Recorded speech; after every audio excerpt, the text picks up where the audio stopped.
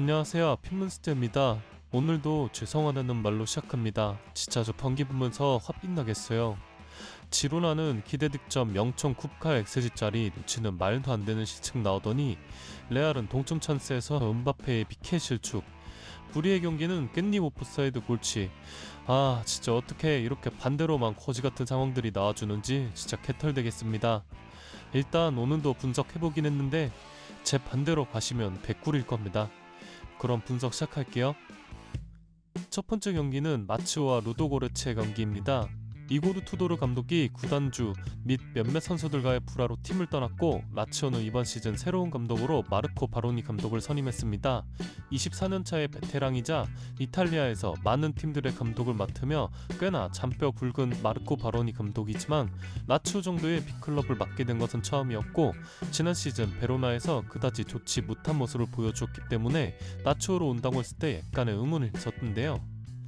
개막 이후 리그 5경기에선 2승 1무 2패로 아쉬웠으나 이후 공식전 12경기에서 11승 0무 1패를 기록 중이며 최근 공식전 7연승을 기록 중이기도 합니다.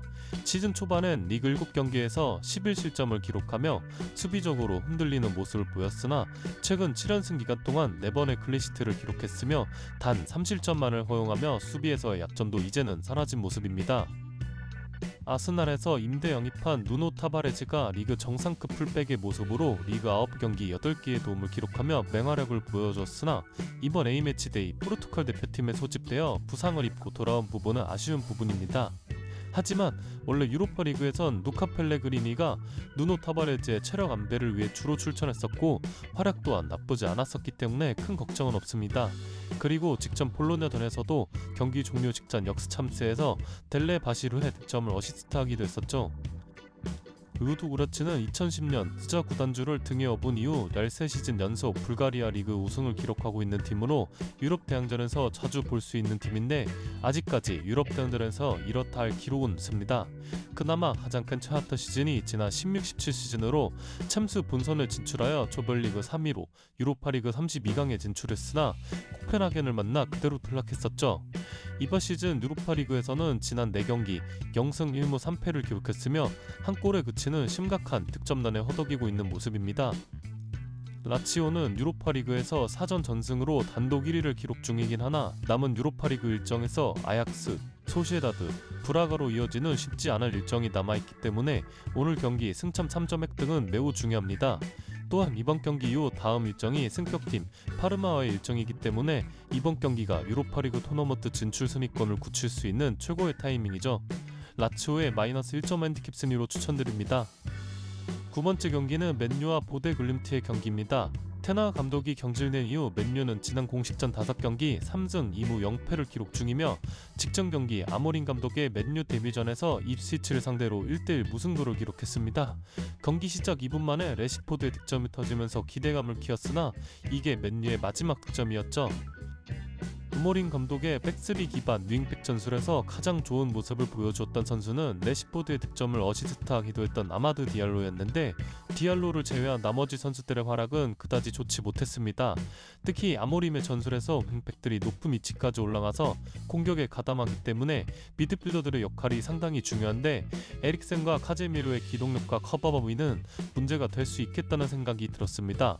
이 문제를 해결하기 위해선 광어 스포르티 시절 아모림의 제자였던 우가르테가 빨리 제 폼을 찾는 것이 중요하겠습니다.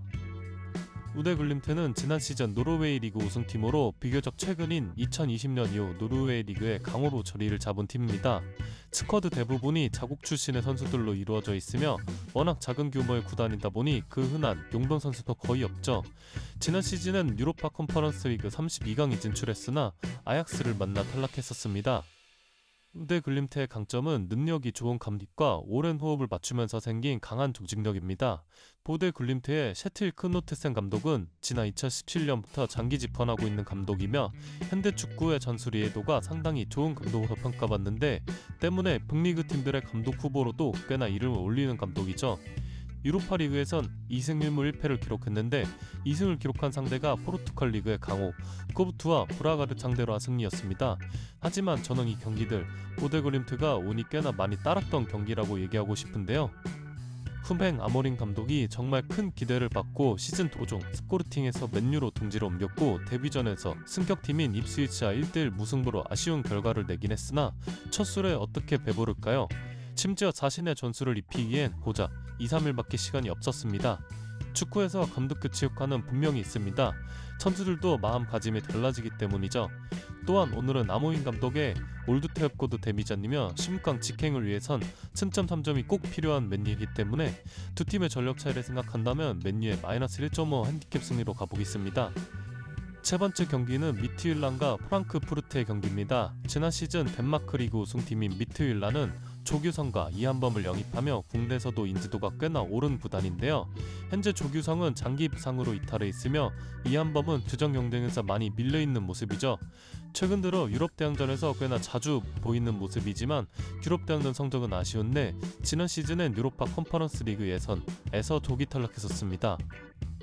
이번 시즌엔 챔피언스 리그 예선 결승전까지 진출했으나 합계 스코어 브라티슬라바에게 4대3으로 아쉽게 탈락하며 유로파 리그에 참가하게 되었는데 현재까지 성적은 지난 4경기 2승 1무 1패로 나쁘지 않으며 특히 1라운드 후엔 오늘 상대인 프랑크푸르트와 같은 분데스리가 소속인 호펜하임을 상대로 홈에서 좋은 경기력 끝에 1대1 무승부를 이끌어내기도 했었습니다.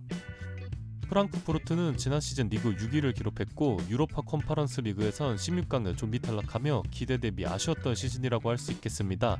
하지만 이번 시즌은 초반부터 페이스가 대단한 모습인데요.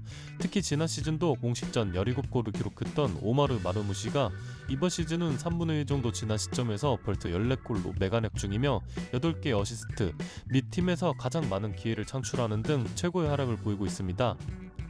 이 리그에선 7승 2무 2패로 바이에른 뮌헨에 이은 리그 2위를 기록 중이며 유로파 리그에서도 3승 1무 0패로 토너먼트 진출은 수월해 보입니다.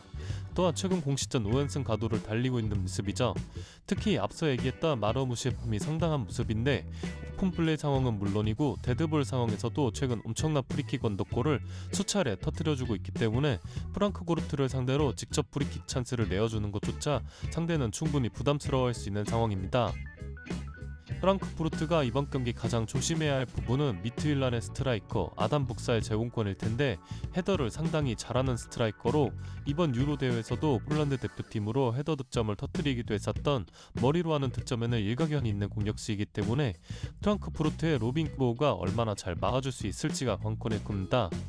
프랑크푸르트의 처음 경기력이 상당히 좋고 특히 오마르 마르부시는 오픈플레이나 데드볼 그 어떤 상황에서도 득점을 터뜨려줄 수 있는 선수이기 때문에 프랑크푸르트의 승리로 추천드립니다.